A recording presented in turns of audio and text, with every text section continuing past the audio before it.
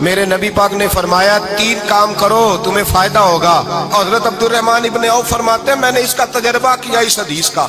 اور آپ فرمایا کرتے تھے مجھے اللہ کی عزت کی قسم جو میرے نبی نے کہا حق اور سچی کہا ہے، حق اور سچ کہا ہے۔ حضور سید عالم صلی اللہ علیہ وسلم نے فرمایا صدقہ دینے سے مال کم نہیں ہوتا، صدقہ دینے سے مال جی کیا کرنے سے، یہ وعدہ ہے نبی پاک کا، صدقہ دینے سے پیسے، اچھا بتائے نا جی مجھے 1000 میں سے 500 دے دیا تو باقی کتنے رہ گئے؟ تو حضور فرما رہے ہیں کم نہیں ہوتے، 1000 دے دیا تو باقی کتنا بچا؟ نہیں بھائی، میرے محبوب فرماتے ہیں تو اللہ کے رستے میں 1 دے وہ تجھے 700 گنا کر کے واپس عطا فرمائے گا۔ نبی پاک نے فرمایا صدقہ دینے سے مال کم نہیں ہوتا، اور فرمایا معذرت کرنے سے عزت میں کمی نہیں آتی، معذرت کرنے سے عزت میں کمی، اللہ اکبر، معذرت کرنے سے عزت میں کمی، اور حد کر دی میرے حبیب نے فرمایا تو رب کی رضا کے لیے عاجزی کر، تیرے نبی کا وعدہ ہے اللہ تجھے عزت عطا فرما دے گا، تو جھک جا اللہ کی رضا، عاجزی اختیار کر، سادگی اختیار کر، سادگی عاجزی کر، تجھے اللہ 2 باتیں اس میں ارشاد، ایک معذرت کر غلطی ہو جائے، اور دوسرا پہلے عاجزی کی بات سنے۔ حضرت عمر بن عبدالعزیز بادشاہ تھے، سوئے ہوئے تھے، غلام بھی پاس آرام کر رہا تھا، مہمان بھی آئے تھے، غلام کی ڈیوٹی تھی ہر وقت حضرت کے پاس رہنا، اب سوئے ہوئے دیر ہو گئی، غلام بیچارہ تھوڑا تھوڑا اونگ آتے آتے سو گیا، حضرت چراغ روشن تھا کچھ لکھ رہے تھے، مہمان بیٹھا تھا خادم سو گیا، اب چراغ نہ آہستہ آہستہ گل ہو گیا، بجھ گیا، حضرت اٹھے، بوڑھے آدمی تھے چراغ صحیح کرنے، مہمان کہنے لگے حضور میں نہ کر دوں، میں نہ کر دوں، کہنے لگے نہیں تم مہمان ہو، مہمان سے خدمت نہیں لی جاتی، تو اس نے کہا غلام کو جگائیے، فرمانے لگے ابھی تو بیچارہ سویا ہے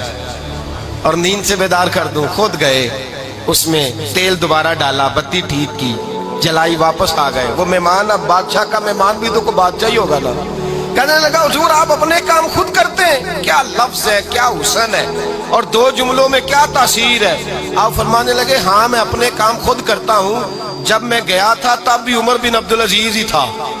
اور جب چراغ صحیح کر کے واپس آیا ہوں تو پھر بھی عمر بن عبدالعزیز ہی ہوں، میرے اندر کوئی تبدیلی آئی، میں وہی ہوں جو گیا تھا۔ حضرت سیدنا فاروق اعظم رضی اللہ تعالیٰ عنہ فرماتے میں بیٹھا تھا اور ابھی 3 دن ہوئے تھے نبی پاک صلی اللہ علیہ وسلم کے وصال ظاہری کو، میں بیٹھا ہوا تھا، 2-3 بچیاں آ گئی اور حضرت ابوبکر صدیق رضی اللہ تعالیٰ عنہ کے سامنے آ کے بیٹھ کے رونے لگی، جناب صدیق اکبر رضی اللہ تعالیٰ کا بچیوں روتی کیوں ہو؟ تو کہنے لگے آپ خلیفہ بن گئے ہیں، جب سے ہمارے ابا کا انتقال ہوا تھا ہمارا ذریعہ معاش یہ تھا کہ ہم نے بکریاں رکھی ہوئی تھی، آپ روز آتے تھے بکریوں کا دودھ دھوتے تھے، ہم پی بھی لیتی تھی بیچ کے گزارا بھی کر لیتی، اب آپ تو خلیفہ بن گئے کون آیا کرے گا؟ تو حضرت ابوبکر صدیق فرمانے لگے تمہیں پتہ ہے جو خلیفہ ہوتا ہے وہ تو خادم ہوتا ہے قوم کا، میں آیا کروں گا۔ حضرت ابوبکر صدیق روزانہ اٹھتے عصر کے بعد اور جاتے، خلیفہ ہونے کے باوجود ان بچیوں کی بکریوں کو پکڑتے، دودھ دھوتے،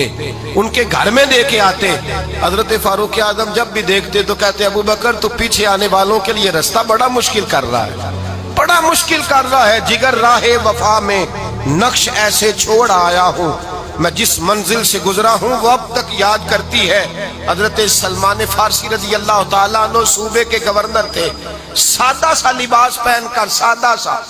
بس اسٹاپ پہ کھڑے تھے، جہاں سے لوگ اندر داخل ہوتے تھے، جہاں سواریاں باندھی جاتی تھی، آج ہم اپنے زبان میں اسے بس اسٹاپ کہتے، باہر کھڑے تھے، کوئی مہمان آ گیا کسی کا، اس نے دیکھا سادے سے کپڑے ہیں، خستہ سی حالی ہے، اس نے سمجھا کوئی کلی ہے شاید معاذاللہ، کوئی ملازم ہے، کہنے لگا خادم ادھر آؤ ادھر آؤ، آپ قریب گئے، کہنے لگے میرا سامان اٹھاؤ۔ امام غزالی فرماتے ہیں جب تو علم پڑھنے بیٹھتا ہے تو یہ بھی خیال کرنا تیرے اندر تکبر کا بوٹا نہ لگ جائے، عاجزی اختیار کرنا، عاجزی، سر پہ رکھا ہوا ہے سامان، حضرت سلمان فارسی نے گورنر صاحب نے اس آدمی کا مہمان کا سر پہ سامان رکھا اور جا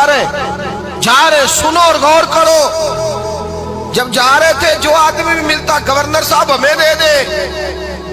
مہمان پریشان ہو گئے، کہنے لگے حضور آپ گورنر ہیں؟ فرمانے لگے نہیں، یہ تو میرا دنیا داری کا نام ہے جو ان لوگوں نے رکھا ہوا ہے، اصل میرا نام وہی ہے جو تو نے لے کے پکارا ہے، اصل نام وہی ہے۔ تو نے کہا غلام ادھر آ، آپ فرمانے لگے پہلے میں ایک یہودی کا غلام تھا، پھر رب تعالیٰ نے فضل کیا تو میں محمد عربی کا غلام ہو گیا، رسول اللہ کا غلام ہوں، اور جب میں نبی پاک کا غلام ہوا ہوں تو اس سارے صوبے کا امام ہو گیا ہوں، تو اصل تو میں غلام ہی ہوا نا۔ دوسرا میرے نبی پاک صلی اللہ علیہ وسلم نے ایک تو عاجزی سے عزت ملتی ہے، تکبر سے عزت، وہ جو بندہ جھجکتا ہے نا تیرے نیڑے جانے سے، تو کہتا ہے میری بڑی عزت کرتا ہے، وہ عزت نہیں کرتا۔ شیر کی عزت ہوتی ہے کہ خوف ہوتا ہے؟ بولے نا، تو نہیں نا ڈر لگتا ہوتی کو۔ شیر کا کیا ہوتا ہے؟ خوف، اس کی عزت نہیں ہوتی۔ تو درندہ ہے، درندوں کی بھی کبھی عزت ہوتی ہے؟ تو جو آدمی ڈنڈے کے زور پر لٹکا کے ڈنڈا اور وہ لوگوں سے عزت کرا رہا، تو بھائی یہ تیری عزت نہیں ہے، تیرا خوف ہے۔ عزت عاجزی میں ہے، انکساری میں ہے۔ اور دوسرا میرے نبی پاک صلی اللہ علیہ وسلم نے فرمایا عزت معاف کرنے میں ہے۔ عزت کس چیز میں ہے؟ بدلہ لینے میں عزت۔ یہ حقائق ہے، عزت بدلہ لینے، جس نے ایک تھپڑ کے جواب میں 2 مارے وہ باعزت نہیں، بلکہ مسند امام احمد بن حنبل پڑھی، حضرت موسیٰ علیہ السلام کوہ طور پہ کھڑے، میرے رسول پاک علیہ السلام فرماتے ہیں جناب موسیٰ علیہ السلام نے اللہ کی بارگاہ میں عرض کیا، اے اللہ ساری دنیا کہتی ہے ہم عزت والے ہیں، ہم عزت والے، من اعز عبادک یا اللہ، اے اللہ تو بتا تیرے بندوں میں عزت والا کون ہے؟ تو حضرت موسیٰ کہتے ہیں رب کریم نے فرمایا اذا قادرا غفارا، جس کے پاس بدلہ لینے کی طاقت ہو پھر بھی معاف کر دے وہ بڑی عزت والا ہوا کرتا ہے۔ جو اینٹ کے جواب میں پتھر مار سکتا ہو، جو گولی کے جواب کے اندر 15 گولیاں مار سکتا ہو، لیکن معاف کر دے وہ بڑی عزت والا ہے۔ عزت والا ہے جو معاف کرے۔ حضرت فخر جہاں دہلوی بہت بڑے درویش تھے، سلسلہ عالیہ چشتیہ کا بہت بڑا نام، اور اس صوفی کے آپ حالات پڑھیں تو رب کریم نے بڑا ہی نوازا ہوا تھا۔ دلی کی جامع مسجد کے خطیب،